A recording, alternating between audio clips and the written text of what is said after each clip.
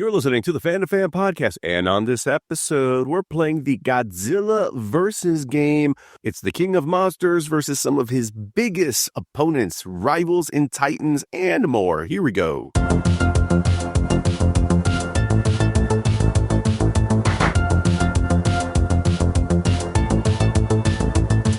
Welcome back to the Fan2Fan Podcast. I'm one of your hosts, Bernie Gonzalez. With me, as always, fellow co-host Pete Charbonneau. And joining us for this conversation is Fan2Fan All-Star, Jean Zemski. Jean, thanks for joining us again as we continue our march through Monster Mania. That's right, we've been talking about monsters, a cavalcade of kaiju and cryptids, atomic age creatures, giant ants and iguanas. And in the group picture of giant monsters, Godzilla reigns supreme, the king of the monsters. And we all love Godzilla, but man, don't we love him even more when he's fighting fellow monsters. And Pete, you put together a list of various Godzilla verses for this episode. This is the result of 6 months of deep research, 6 months of focus groups. I've come up with a Godzilla versus game that I'm going to have you two play here. While on land, all of the Earth's monsters have been collected and are living together in a place called Monsterland.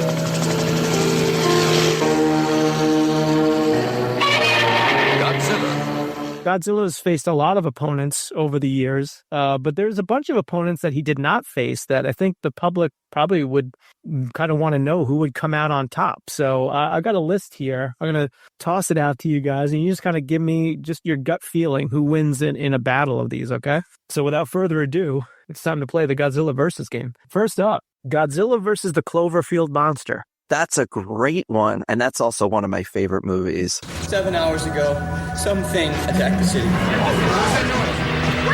Is it coming this way? I saw it! It's alive! It's huge! Hello?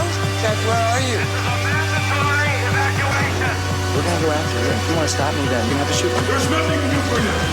Stay here, okay? I'll go. I'm coming with you.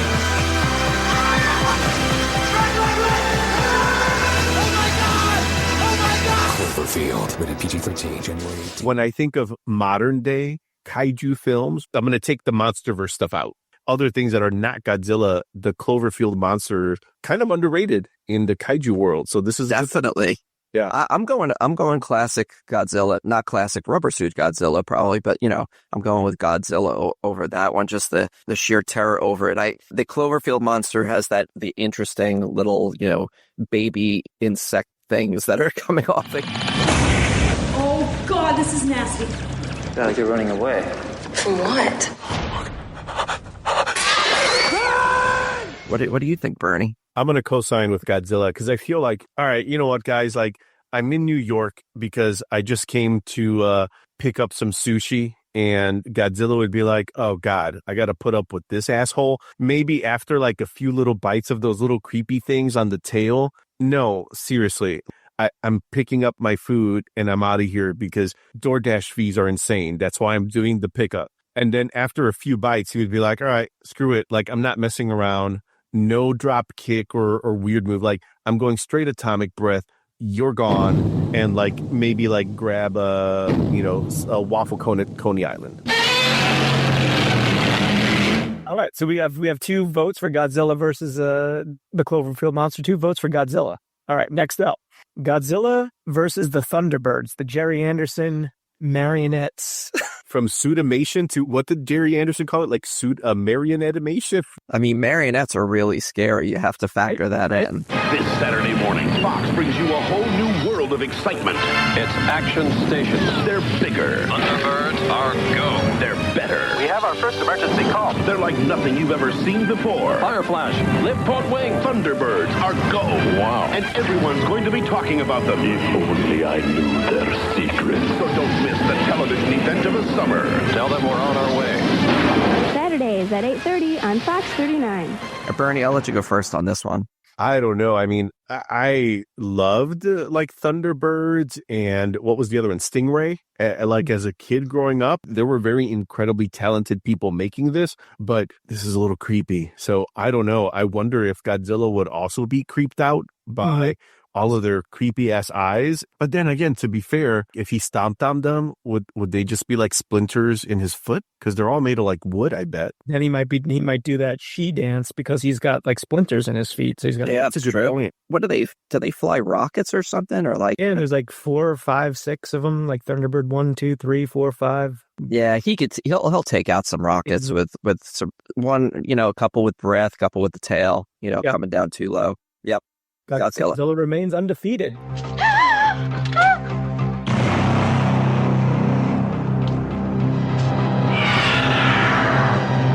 got good news and bad news, girls. The good news is your dates are here. What's the bad news? They're dead.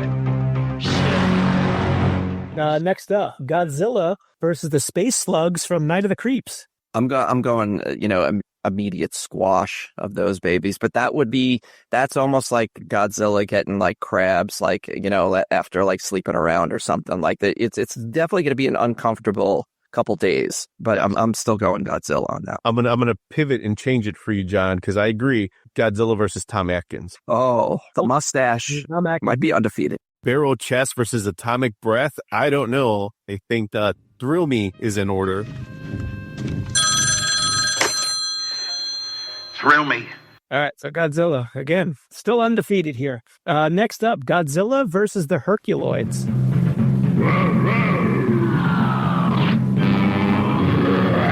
Somewhere in the future live the Herculoids. Igu, Gloop, Bleep, Tundro, Zoc, Zandor. Adventure in the future with the Herculoids. Next on most of these stations.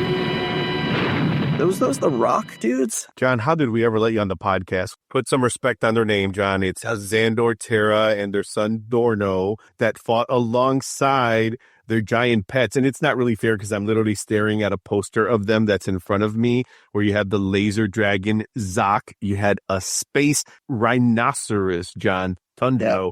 You had Pete, and maybe mine's favorite, the rock ape Igu. You have the shape-shifting Goo and Gleep. So those you could kind of take them or leave them. But yeah, I don't know. I mean, now we're talking the numbers game, Pete. Do we know like what the most creatures he ever defeated in one battle is? I mean, I don't want to say, I don't know. That was the Final Wars. He took on like every single creature, but that was like a later one, including the American Godzilla. Maybe this is going to be like one of those awesome like Marvel team-ups. He ends up on the Herculoids planet. They start fighting each other until they realize that they're actually allies. And then they fight like the Zorbots or the Raider ants that the Hercules fought. And then they team up together against the bigger menace. And then at the end, play catch. I need to go rewatch Herculoids because it's been forever. I was a Space Ghost guy, but I don't know if I got into Herculoids as much. Space Ghost didn't make the list, unfortunately. That's okay. Next up, Godzilla versus Spot from the Munsters. Herman, will you come up here? Spot's been a bad boy in the living room.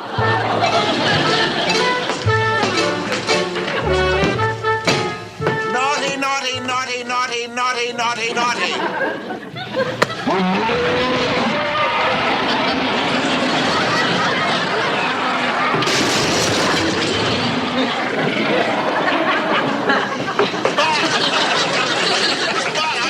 Come back here. Oh, he's run away. Man, I dislike that show. I wanted to like it so much. I don't like the Munsters. I like the darkness of the Addams Family. The Munsters was like just shtick, but definitely the little peek at the monster under the stairs. I'm going Godzilla, just like kind of Molotov cocktail to the basement. The reason I say Godzilla, Pete, is because I think maybe little did we know that he's related to the monster somehow. Because didn't the creature from the Black Lagoon, wasn't he like someone's cousin? Yeah. Why couldn't Godzilla be a distant relative? That's amazing. That's like the most amazing connection you just threw out. Science couldn't explain it, but there it was, alive in the deep, deep waters of the Amazon. A throwback to a creature that had existed 100 million years ago, immensely strong and destructive. A woman's beauty, the bait that brought it out of its lair. See underwater thrills never photographed before. See Titanic underwater battles never dreamed of before in this most terrifying of the science fiction adventures.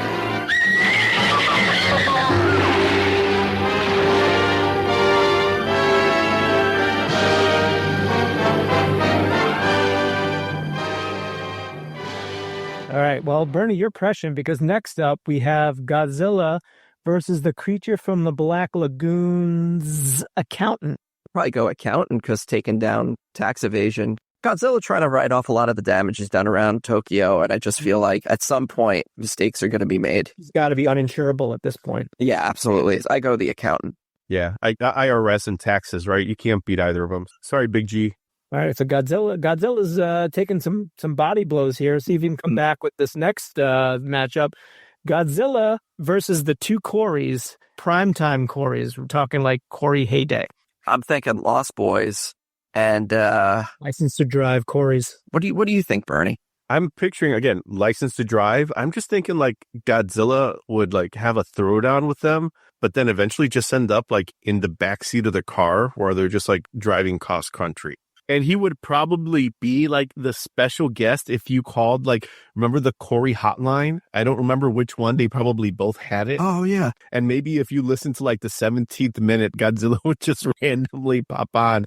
I'm thinking Lost Boys, Corys, you got Frog Brothers. I think Godzilla's taking some wax in that one. I don't know. I'm going with the Corys. Wow, Godzilla is taking on damage. Here's another chance for him to redeem himself, possibly, though. Godzilla versus Kit. All right. Might as well put on some music. All these weird gadgets, you think they'd give you a radio. What would you like to hear? What the hell was that? Do you wish further information on Silicon Valley? Hell no. I want to know who you are and how you're listening in. There's no reason for increased volume. I am scanning your interrogatives quite satisfactorily. I am the voice of Night Industry 2000's microprocessor, KITT for easy reference, a KIT if you prefer.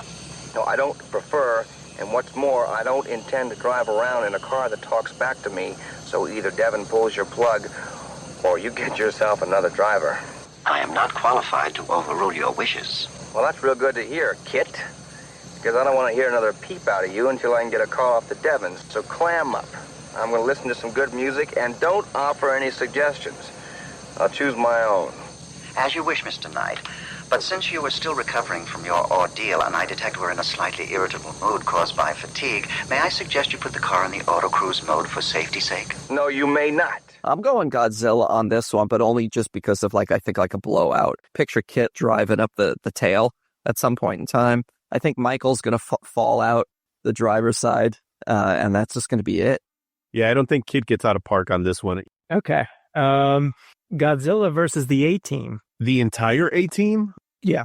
Man. That's tough. I'm going Godzilla in this one just because I feel like with the firepower and everything, they're going to start shooting at him. He's going to get pissed off, and he may even just accidentally squash somebody. You could almost see the plot for this, right? Like where it starts off with like the A-Team as per usual, rolling into a small town, and they hit up the gas station, still trying to lay low while Murdoch is trying to grab some like beef jerky. Face is talking to, the slightly underage girl at the corner there, and, Hannibal trying to pay for gas while keeping a low profile. BA stay in the car because they drugged them because they had to fly him or something like that. And they realize when they roll into the town that they were called by their old Vietnam vet buddy because there's a creature rolling in the fields that's like destroying all the crops. And then, of course, like you get the shot of Murdoch in the helicopter and you see the Godzilla footprint. After you get like plot point 2, where like they would make some awesome invention to like take out Godzilla, they realize that he's just a misunderstood monster and also a fellow Vietnam veteran. They've all been through the shit, and maybe the bigger enemy is war generally. What's it say? Well, it says, I love it when a plan comes together.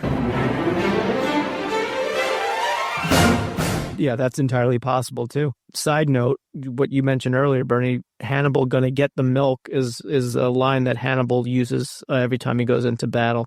Funny thing, too, all of those episodes just meld together into one for me, and I feel like BA would always wake up after being drugged or something, and then his big move was to throw a bad guy over the top of a taxi or a car. I feel like that was almost... I just can't picture him doing that to Godzilla. I will say, if BA is wearing the weightlifting belt, he's got a chance of flipping Godzilla. That's true. Yeah, proper posture and form. I wouldn't recommend it if he's not wearing the weightlifting belt. Kids, if you're going to throw a giant kaiju over a car, I mean, make sure that you're wearing the proper safety belt. I pity the kaiju that raids again. Next up, Godzilla versus Tom Atkins' liver in Halloween 3. Dr. Chalice drank a lot in that movie. I'm just going to cut right to it. Not even his ex-wife survived that. So what chance does Godzilla have? Godzilla's saying there's no chance. About his libido in that movie. Like, I can't even, every time he's in a new scene, he's like smacking ass practically. It's just bizarre. Tom Atkins' liver remains undefeated. Godzilla. Yep, the liver makes Godzilla go septic for sure. Very sure. Okay, we're moving along here. Godzilla versus the Bad News Bears. Remember, this is 6 months of market research. It's going to be Godzilla's going to win, but the Bad News Bears, like, we'll see you next time kind of thing. I think he beats them the first time around, but maybe when they realize they need to win that one last game to get to the playoffs, they realize that Godzilla was actually always a friend, and then he plays left field. They do go to Japan. Not as far-fetched as everyone thinks. Okay, Godzilla versus the letter Q. Oh my God. Okay, I'm gonna let you see it. Here we go. See? It's a letter Q. Q, Q, Q. See, Q is for queen and quiet. And quilt. Yeah, but Elmo really likes to use it for quickly. Yeah, because that is how Elmo's going to leave. Quickly. Q. The capital Q, if you're going through the middle of that thing, he's getting cut and ripped on that thing. I'm going Q. Maybe unintended, Pete, but a little nerd knowledge here. Oh, boy, so he's cracking his knuckles. So one of the original technically like Ultra Man series was actually called Ultra Q. And Ultra Q was kind of like a Twilight Zone riff, mystery of the week, and it followed like a group of scientist investigators that were globe-trotting, and some of them featured kaiju, and if I remember correctly, they were basically just like different versions of the kaiju we saw in the Godzilla films. So the letter Q actually has a very deep history in tokusatsu, and stuff that Tsuburaya, who worked on Godzilla, some of the foundational elements of what Godzilla would become.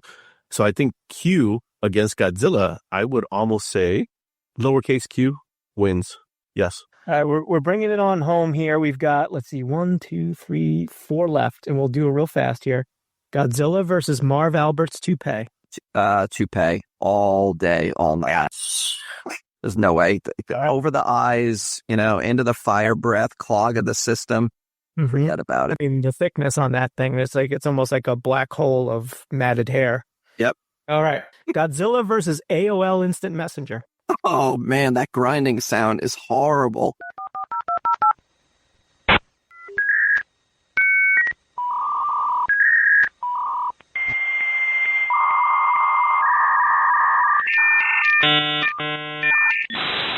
I'm going with the grinding and the dialogue and just the weight, the possibility of it just failing. Outlasting Godzilla. Yeah. I agree with that, because like you can almost see Godzilla being like, shit, I stepped on half the city again, and then like he's got to like email his insurance broker. Yeah. And his daughter's like on the phone calling her friend, and Natalie with her problems, and she just won't stop. And he's like, just get off the phone. But Dad, I got to talk to Natalie because, she's having boy problems. I've got to call Uncle Al, because, they have such a close relationship, him and the insurance broker. Uncle Al comes over for barbecues on Saturdays, and he's like, get off. And then when she finally does, AOL is at a crawl, and he's like, damn it. Yeah, then he'll lose it and he'll throw his fist down into some like giant brewery and just pull out a giant, vat of beer and just chug it. He'll be just so pissed off and needing to check out. And you've got the creature from the Black Lagoon's accountant trying to get a hold of him. Godzilla's like, my AOL's down again. What do you want me to? I can't. It's my only form of communication. I'm sorry. Only question we haven't answered is Godzilla's wife. Where is she? And also, if I may say, maybe slightly unrelated or completely related, where's Tom Atkins at the same time? Oh, shit.